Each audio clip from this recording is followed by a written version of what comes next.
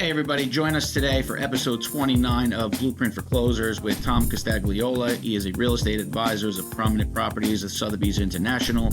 He specializes in residential real estate sales and rentals in the Jersey area. So Jersey City, Hoboken, those outskirt areas, West New York, Weehawken. You want to learn more about them, what it costs to live there, what it costs to invest, all the pros and cons of living there versus maybe Brooklyn or Queens or Manhattan. Tune in today. You're going to really get some great content out of it. Hope you join us. Welcome to episode 29 for the Blueprint for Closers. Dominick Ciccarelli with Think Design Architecture here with my co-host Rob Nixon. Today we have Tom Costagliola with Prominent Properties, Sotheby's International, specializing in the Jersey City, Hoboken region of the greater New York area. Tom, it's great to have you today. Thanks for joining us. Thank you, Dominic, and thank you, Rob. Good to be here. Tom, we've been looking to get you on for a few weeks now. We've been having a lot of guests focused on New York City, the real estate market, things that have changed over the last couple of years. It's interesting to get a perspective right across the Hudson over at Jersey City and the Hoboken area. I know this is an area you specialize in. Talk to me about this boom that happened, 15, 20 years ago, how the waterfront has grown and expanded. And I think some of the pros and cons to living, just 20 minutes ferry ride across the Hudson. And if I may, before you jump in, so just to give quick background, so you're a real estate advisor. You've been out there for how long? 15 years.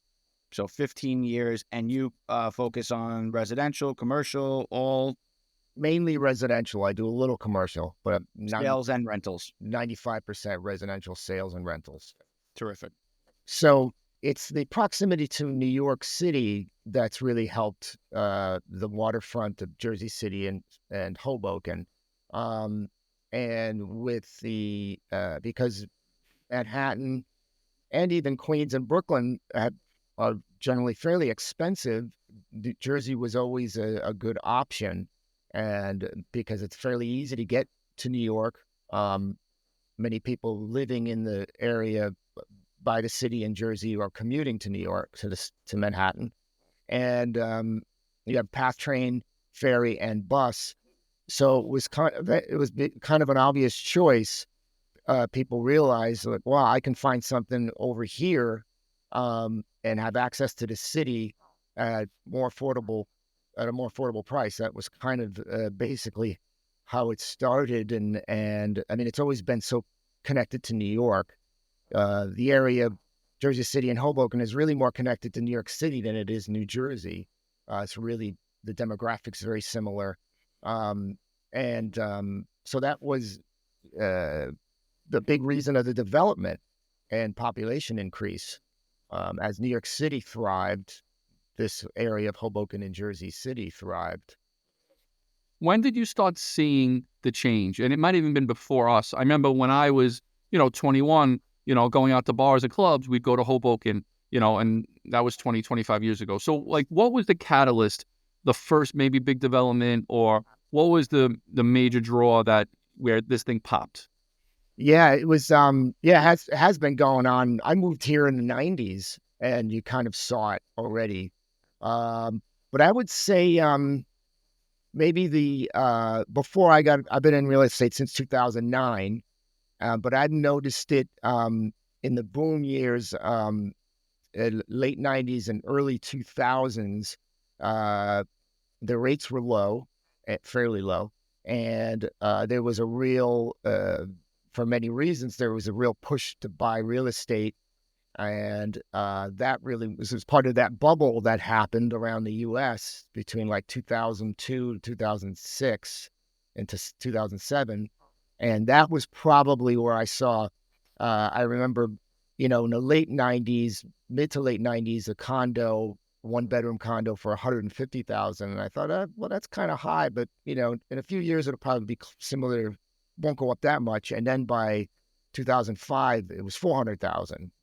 I said, oh, okay, now you see it. And that was happening, obviously, in New York City as well. And it never really went back. Even after the crisis, 2009 and 10, prices went down a little bit in this area, but it was it wasn't as bad as other parts of the country.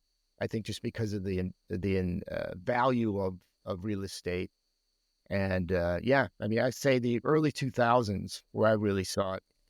Was it Hoboken that was the first town? Because I mean, listen, now Weehawken's very developed. Like, what was that progression like over the last 15, 20 years? I'd say it was mostly Hoboken. It still is kind of the prime spot.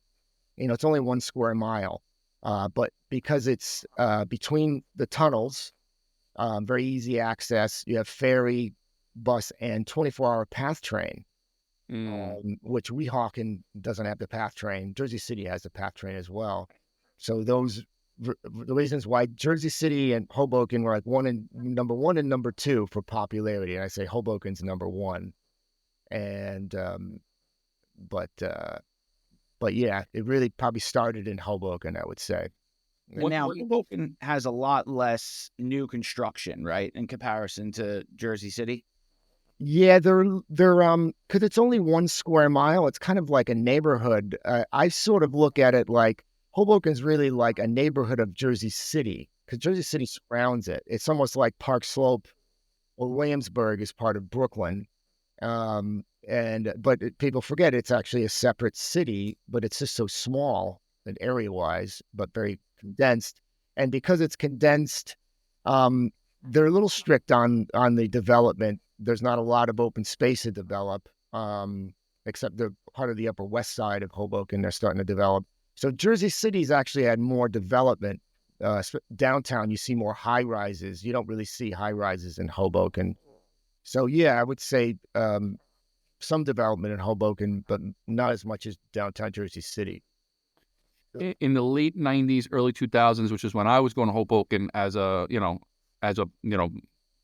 pub crawl or drinking and just having a good time, it wasn't known as a place to raise kids. You go there, it was all single people out of college, hanging out, enjoying their life.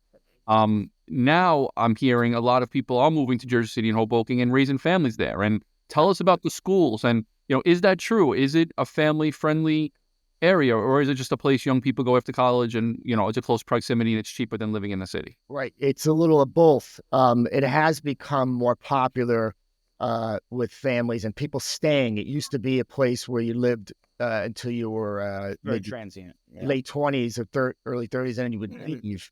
But no, a lot of people are staying, and now what's happened is they're building more 3 and 4 bedroom condos for people to stay. The brownstones are always popular as well, single family homes. And the schools have gotten better. They've invested in the public schools.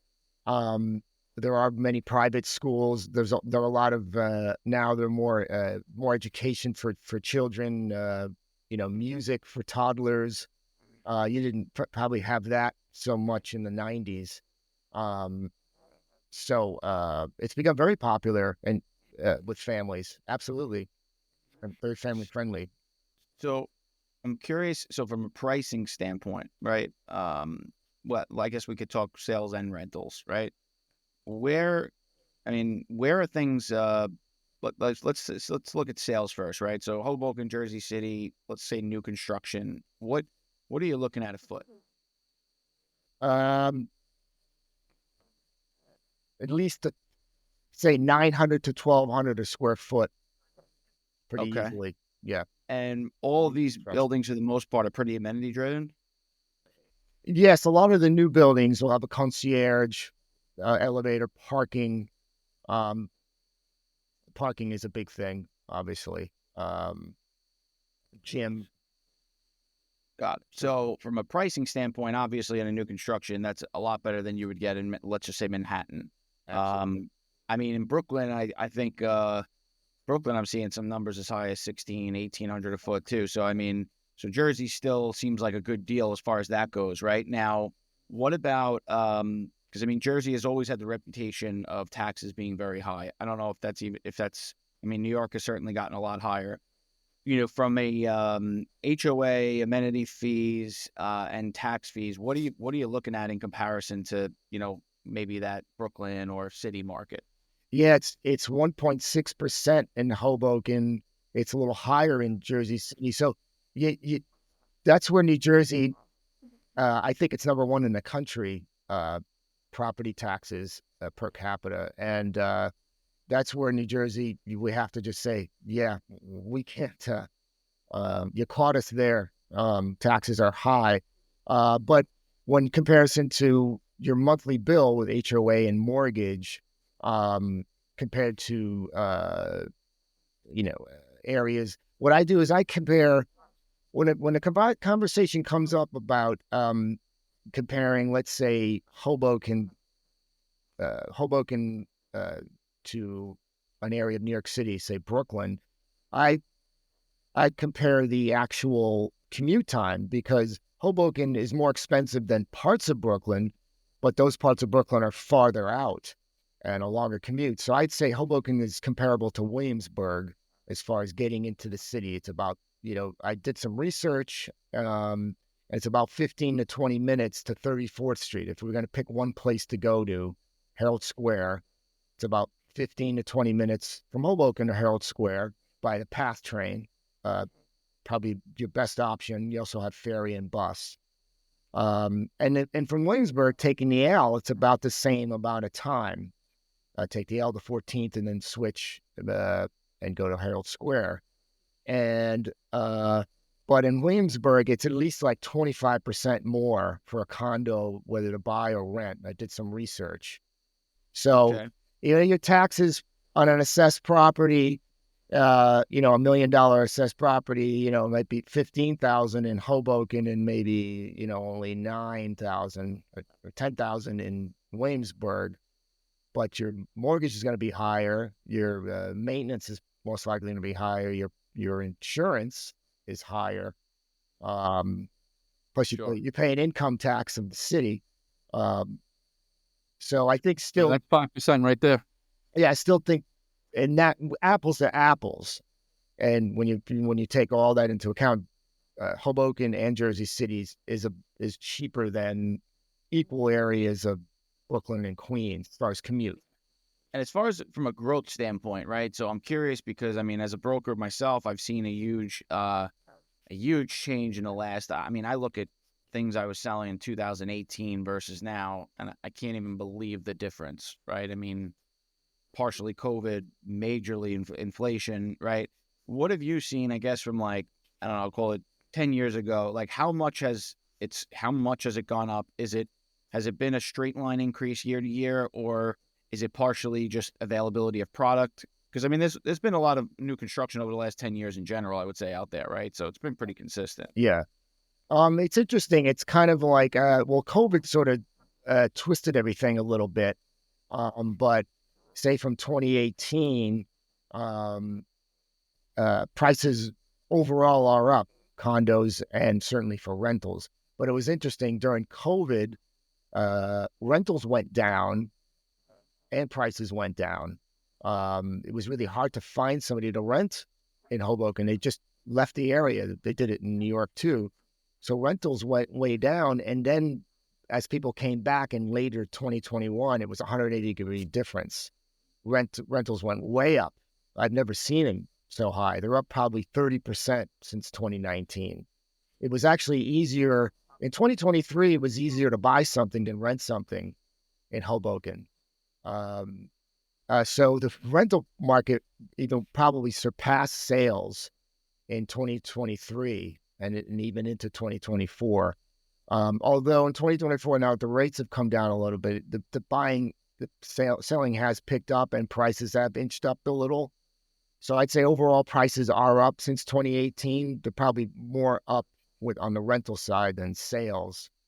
But long term, I think the area is a good investment because long term, if you look at the history, values have gone up. Talking about rentals, if I was a young professional, want to move to Jersey City or Hoboken, I want a nice place, one of these new developments with amenities, 20-minute ride into the city, and I'm going to rent. Let's just say a really nice 1-bedroom or 2-bedroom. What would I expect to pay, I guess on the mid to high side?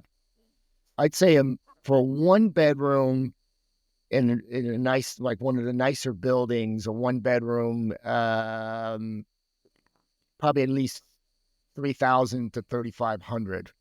That's Wow. that's the top of the. Yeah. I mean, you could get one for 2,400. That's decent. It may not have an elevator though.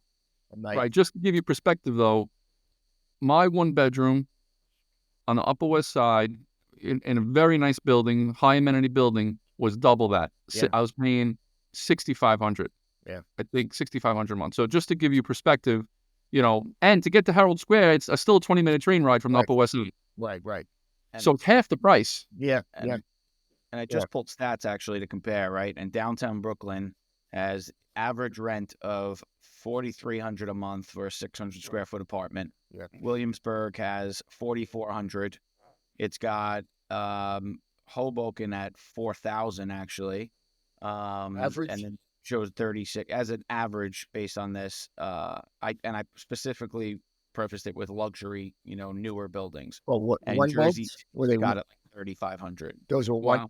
one beds? Or It just didn't average? actually specify. It just Okay. says But average rent just went, overall. I think it just went price. Oh no, I'm sorry. It is 1 bedroom. Okay. Well, that's a little higher than I would have thought, but pretty average. But It's still half the price than Yeah. some neighborhoods in the city, which is unbelievable. Yeah. And it's the best you can get over there. I mean, it's probably beautiful. and Very interesting. Very interesting. What would you say the demographic of of the new people come in? The young professionals, let's say, is that what mostly is coming in, or you see more families than single people coming into the neighborhoods now?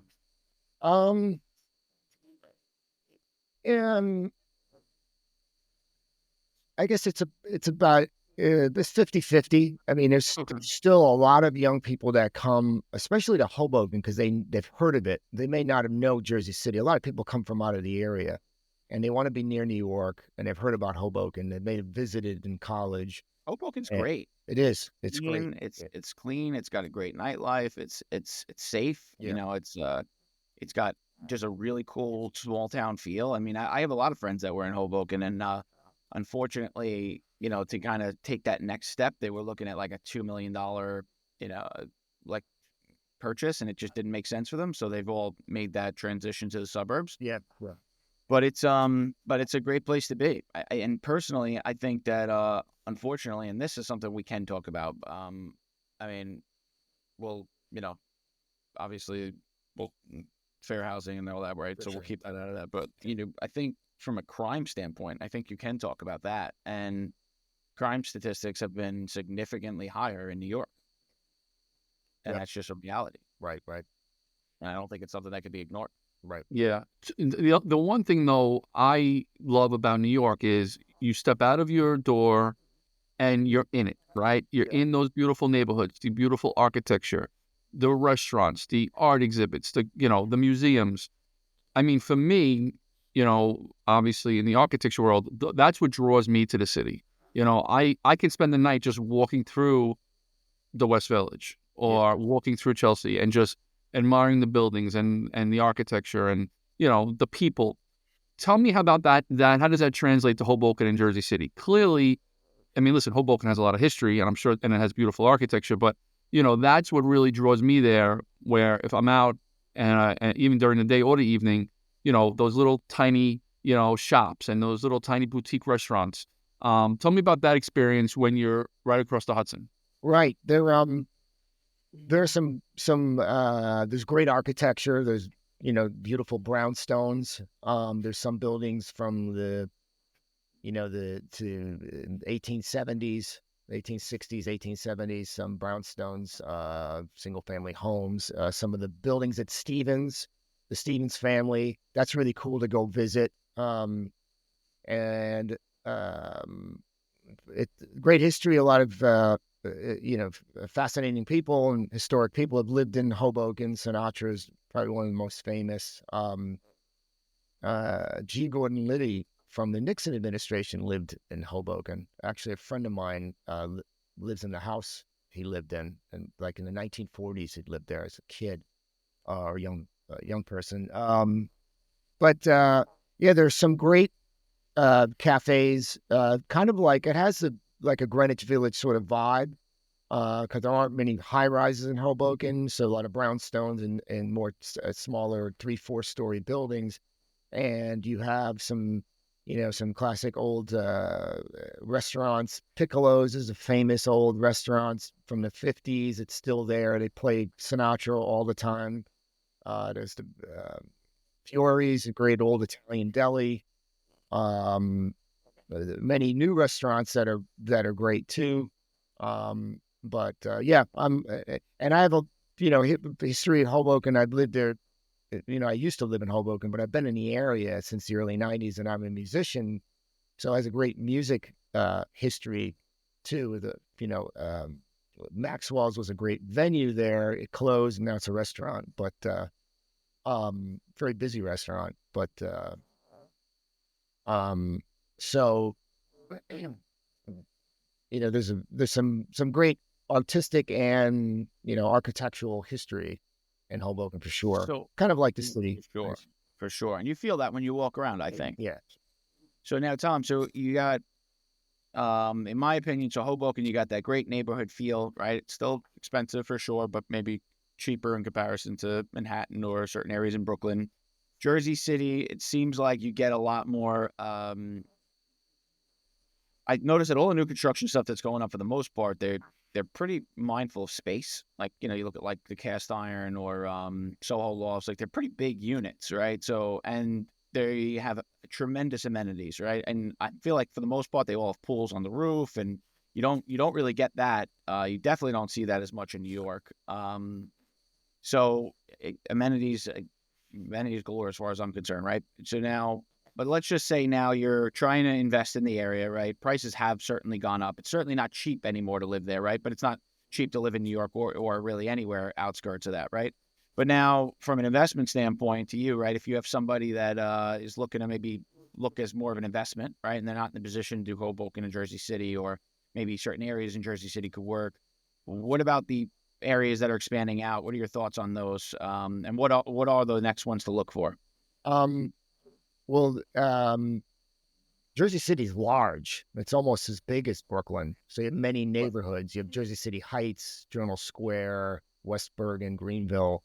And those are areas outside of downtown that are up and coming and pretty good investment, some very good investment options, and still fairly easy to get to the city, to New York, if need be, by bus or PATH train. So I'd say those areas of Jersey City. Union City, a lot of people don't know where that is. It's 1 square mile. Again, it's very small, but it's right where the Lincoln Tunnel is, right next to Weehawken, which a lot of people don't know where Weehawken is. That's 1 square mile as well, approximately. And Weehawken, West New York, is another little small area just north of Weehawken. And that's another area I've heard good things about. I saw a lot of new buildings going up. In North Bergen, just a little bit north of West New York. And it kind of wraps around. It's funny. It's Jersey City down all the way by by Bayonne, comes up and goes north. And then North Bergen's almost by Fort Lee, comes up and goes south and joins Jersey City, and they surround Hoboken, Weehawken, Union City, West New York, and Gutenberg, which is like a little area of West New York. It's like 10 blocks. Some people say Gutenberg, but those are the areas to look for in your opinion. Yeah, and they're all within 45 minutes of the city, whether bus or train. There's also I don't know if you guys know, there's a train called the light rail. And it's an above ground train, and it goes from Bayonne. It goes from North Bergen all the way to Bayonne. So it goes through Hoboken and in Jersey City, all areas of Jersey City. And that's helped kind of, that's helped the commute in some areas that only had buses that weren't near a PATH train necessarily. So I think they're seeing those smart developers, to really trace those, right? You got, like we've worked with the developers of Irby out here in Staten Island, and they did that Irby in Jersey City, which is spectacular. And I think they're almost done with that new one, right? They're expanding even more. And then I think they did Is it Harrison, New Jersey? Yeah, it's out out a little ways past Jersey City. Yeah, and then It's a you're seeing fast all this train route. growth, even like as far as Newark, Yeah, and they're going along the train stations, right? So right. it just goes to show that as the population just continues to grow in New York, which is certainly not going to change, they're going to have to keep moving, out and out of there. So, and Right. then from there, right? Because I'm happy that today we really went like right into stats, which was awesome. Now mortgage rates looks like I mean, they did come down. Perhaps they keep going. What do you think that's doing to prices? And has that actually impacted prices much in the last 2 years? Um, a little bit. It's quieted things down. The 2023 was a little quiet because of the high rates, and I think prices came down a little. It depended on the property. But people were kind of waiting. The buyers were waiting, so there was a lot of activity. Like I said, it was easier to buy something in 2023 than rent something, because chances are, if you were looking at something to buy, you didn't have 10 people behind you with an application. Yep. But I mean, we were doing highest and best on rentals. It's pretty Wow. crazy. But Um, yeah, but I saw that but rentals. I Yeah. see it's picked up a little bit in 2024. I think people are anticipating rates going down, then they have a little bit, and it's pushed prices up maybe a little bit more and a little bit more activity. I'm seeing highest and best and multiple offers on condos that I didn't see in 2023. I have quite a few buyers looking still. They're looking for options. The inventory's picked up a little bit. But yeah, it's the rates have affected it a little bit, negatively when it was higher, and then now that they're down a little bit, they've kind of got some more activity because of that. We'll see how it goes into the winter, into the spring market. Yeah, I'm Tom, interested. I want to talk about Bayonne. You mentioned it. Nick, Rob, and I are Staten Island guys, Yeah. and Bayonne to us, growing up was not a nice place to visit. There was really no reason to go there. Yeah. In fact, you had to go to a really bad neighborhood of Staten Island to even get to that bridge and go over. Right. We have a few mutual friends that actually have moved to Bayonne, have opened up businesses in Bayonne, and in the peripheral, I hear like things are happening, right?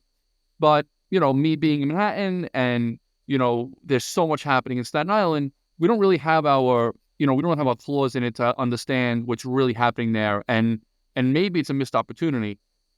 You being in a little bit north of Bayonne, in the Hoboken, Jersey City, Weehawken area, what are you hearing about Bayonne? Obviously it's further south, it's a longer commute into the city, but I mean, there's no question I'm hearing a lot of things happening there. What's your opinion, or what can you speak about that? Yes, the last even 10 years, and certainly in the last 5 years, Bayonne is pretty popular. I believe they have a ferry now, which has improved the commute, because it used to be light rail to Jersey City and then grab the path, which was kind of not an easy commute, about an hour. And then, or bus is not too fast to Manhattan from Bayonne, but the ferry has improved the commute. And yes, I mean, multifamilies, condos, rentals and sales have really picked up in Bayonne, and because it's cheaper than Jersey City, and it's a little quieter, and people like it. It's definitely more of a suburban feel, like houses with yards, and there are some like tenement style buildings, like urban, sort of like Hoboken, but maybe less so in Bayonne. So it's a little quieter. So people do prefer it. It's certainly, you get more for your money if you're willing to to have a little bit longer commute. But yeah, it's really getting a lot of attention. I just did a Google search. Pier 11 in Bayonne to Wall Street, 25 minutes, runs every 15 minutes. Yeah. So it's almost like the Staten Island Ferry, Rob, where it's a 25-minute ride. It runs every half hour, here in Staten Island. But I'm very curious to see what those pricings look like. I'm sure it's the best deal when looking at Hoboken, Jersey City, Weehawken. Yeah. That ferry's fairly new in the last like 6-7 years, and it was Right. they were talking about that for years. And it's less of an urban lifestyle though, like, if you go to Hoboken, you compare Hoboken and Bayonne, it's really very different.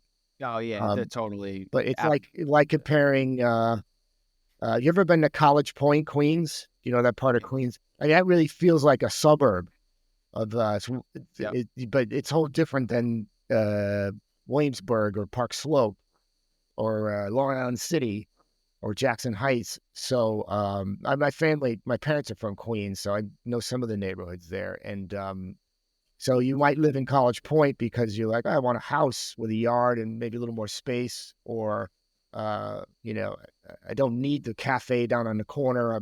I can walk to the store, but it doesn't have to have like a cafe, the sidewalk cafe culture like a city has. So Bayonne is a little quieter like that as opposed to Hoboken. I just looked it up. Luxury, the best you can get in Bayonne, luxury rental, 2 bedrooms, $3,000. Yeah. Significantly cheaper than Hoboken. Yeah. And cheaper than downtown Jersey City. Yeah. So it's going to be interesting to see what happens with rates, how it affects all these areas. But basically, if anyone's looking for any kind of place to live or investment in Jersey, clearly, Tom, you're the guy to speak to. Thank you. Yeah. Typically, I think we had a lot of great content today. Typically, we like to end with kind of like a crazy story or anything, good client. It could be a good client story, bad client story, anything that, stands out to you in your career. Anyone that comes to mind? Yeah. An old girlfriend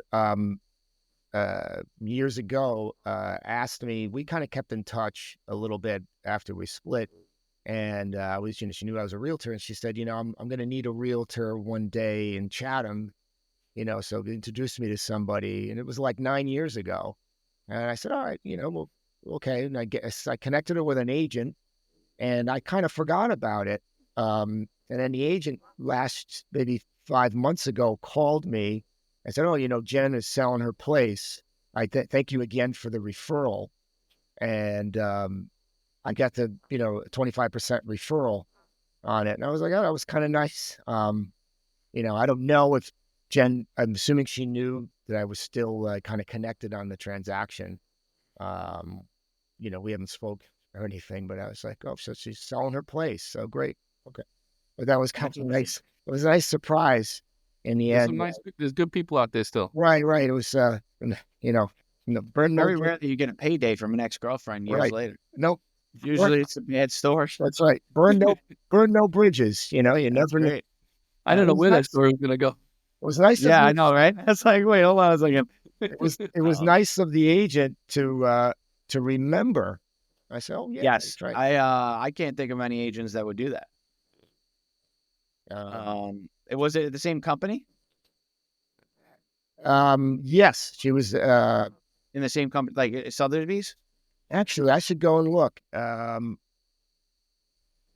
think she was for Prominent Properties under the same brokerage.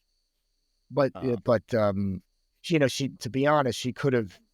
I wouldn't have known. Or, I mean, maybe I would have found afterward, but that was very nice. Keeping it at Tom, in Jersey, is that a common thing to give referral fees? Because I've never heard of that in New York. And Rob, like you said, I've never experienced that or heard of anything that. It happens all the time with us. It does. Yeah. Because I work in 25% is standard. Yeah, and people from BNI, I do that with because I don't do all of Jersey.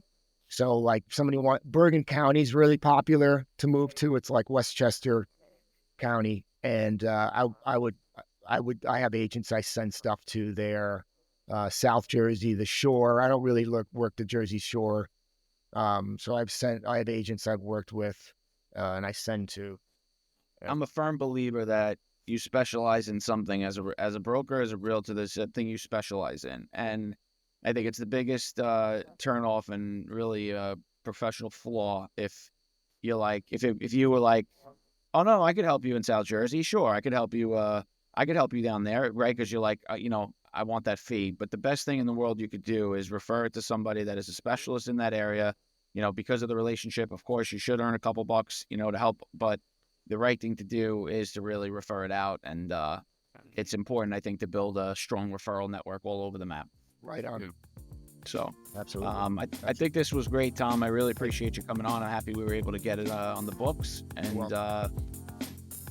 we'll supply all Tom's information for anybody listening that's interested in learning more about Jersey or interested in buying, leasing, whatever it may be. So again, thank you, Tom, for being here. Dom, always a pleasure. Great to see you guys. Tom, I know you have a famous tagline.